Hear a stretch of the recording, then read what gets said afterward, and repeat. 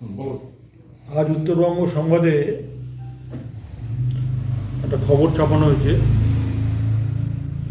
যে খবরের শিরোনামই ছিল যে পদ্ম শিবিরে কি পরেশ, এই নিয়ে জোর জল্পনা। এই হেডিং দিয়ে এই খবরটা বেরিয়েছে। এই খবরের আমি তীব্র প্রতিবাদ করছি, কারণ যে খবরের কোনো ভিত্তি নেই, যে খবর উদ্দেশ্য প্রণোদিতভাবে এই খবরটা করানো হয়েছে। কতিপয় যারা নিজেকে তৃণমূলের কর্মী হিসেবে অনেকে যারা মন্তব্য করেছেন সেখানে, তারাও পার্টির সঙ্গে কোনো ওতপ্রোতভাবে জড়িত নয়, এবং তারা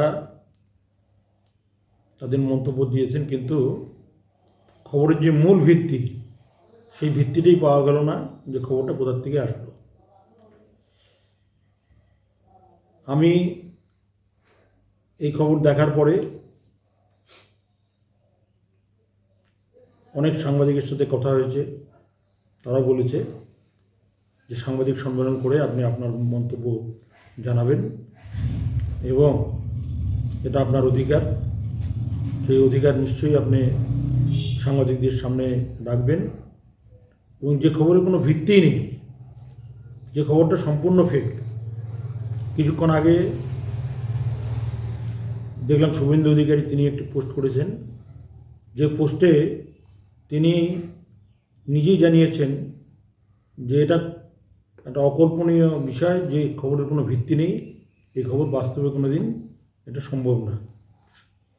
কাজেই আমরা আজকের এই সাংবাদিক সম্মেলনে এই কথাই বলতে চাই যে খবর সম্পর্কে, এই ভিত্তিহীন খবর সম্পর্কে আপনারা নিশ্চয়ই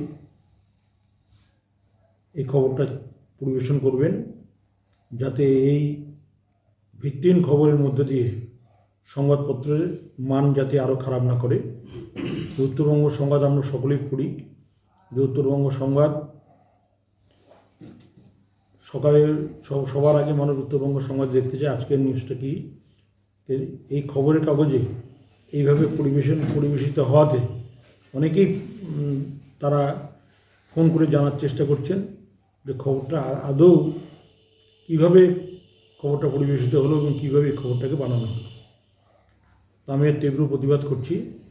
আশা করছি আপনারা সাংবাদিক বন্ধুগণ এবং আমার ছোট ভাইয়ের মতন এই সাংবাদিকরা যাতে এই খবর পরিবেশন করে নিয়ে আগামী দিনে যাতে সত্য জিনিসটাকে উদ্ঘাটিত করা হয়, সেই জন্যই আমি আজকের এই সাংবাদিক সম্মেলনে এই বিষয়ে অনুরোধ করব। আপনার কেন এই সময় আপনার বিরুদ্ধে এই অপপ্রচার চলছে বলে কি মনে করছেন? এই সময়টা কেন আর কি হঠাৎ বেছে নিল আর কি, যে যোগ দেওয়ার বা এই বিষয়টা নিয়ে আলোচনা চর্চা বা যাই বলুন আর কি, যেটা আপনি বলছেন ভুল, সেটা এই সময় কেন আর কি আপনার কেন কি মনে হচ্ছে? যেটা সিবিআই একটা থানাতে কোর্টে একটা চার্জশিট পেশ করেছে, সেই চার্জশিটের বিষয় নিয়েই তারা নানা রকম গল্প তৈরি করছে, যে এখান থেকে বাঁচার জন্যই নাকি আমি এইসব করছি, কিন্তু এই খবরের কোনো ভিত্তি নেই। শুভেন্দু অধিকারী সবার আগে এই কথাগুলো বলা হচ্ছে, তো এটাকে আপনি কীভাবে দেখবেন?